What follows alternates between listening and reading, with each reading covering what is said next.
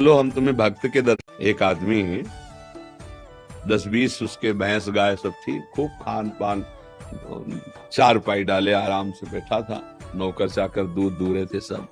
भगवान शंकर और पार्वती जी ने दृष्टांत से समझाया गया है कि कहा कि चलो हम तुम्हें भक्त के दर्शन कराते हैं। पार्वती जी से कहा तो उसके दरवाजे गए और कहा भैया 100 ग्राम दूध मिलेगा साधु वेश में, हमारे ठाकुर शालिग्राम जी उनका अभिषेक करना है। चल दिए सुबह से मांगने के लिए, दबका के भगा दिया। महादेव जी दूर हटे और कहा भगवान जितनी इसके पास संपत्ति है इससे 100 गुना इसको और दे दो।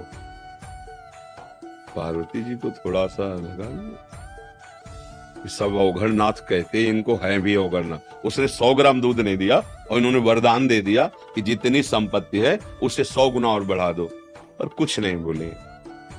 गए तो एक नगर के किनारे गंगा जी के तट पर फूस की झोपड़ी में एक भगत रहते थे, उनकी माँ थी उसी में, और एक गाय थी जो 100-200 ग्राम ही दूध देती होगी।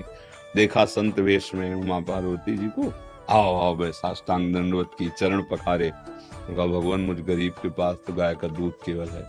भगवान शिव ने कहा ला पिया।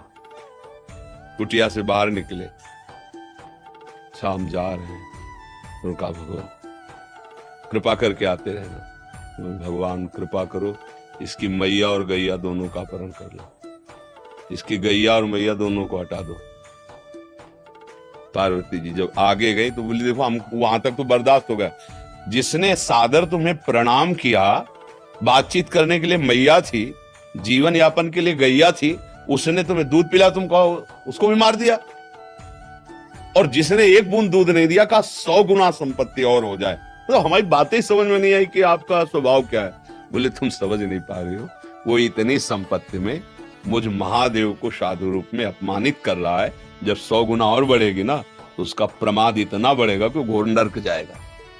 और इसकी थोड़ी मति गति समय मैया और गैया में जाता था, अब ये दोनों से अलग होगा, अखंड चिंतन करेगा और परम धाम का अधिकारी बनेगा। ये बात हम प्रभु से संपत्ति मांगते हैं, बालकपन के कारण जान नहीं पा रहे। जैसे वो हमें परिस्थिति दी है बिल्कुल हमारे योग्य है, मान लो मेरी बात, जैसी परिस्थिति दी है हमारे योग्य है। हमको क्या करना चाहिए, परिस्थिति का सदुपयोग करके भागवती की स्थिति प्राप्त करनी चाहिए। हम परिस्थिति सुधारने में पूरा जीवन लगा दें फिर भी नहीं सुधरेगी। आज तक किसी को तृप्ति नहीं हुई। आप बताओ कितना धन मिल जाए जिससे आप तृप्त हो जाएंगे, किसी से भी पूछा जाए। समझ रहे हो, आप अगर अंक में रखोगे भगवान दे देंगे, अगर फिर आपसे यही हम प्रश्न करेंगे ना तो उससे कई गुना बड़ा अंक की अभाव की अनुभूति आपके दिमाग में होगी, वो भी अंक पूरा हो जाए। तो भारत में ऐसे भी धनी हैं जिनके कई करोड़ रोज आए हुए हैं, क्या उनसे पूछो तसल्ली है तुम्हें? तुम्हारे आए हुए से तुम संतुष्ट हो? नहीं, उपाय में लगे हुए हैं और आए हो। भैया ये माया है, इसमें अति लघु रूप रखना पड़ेगा।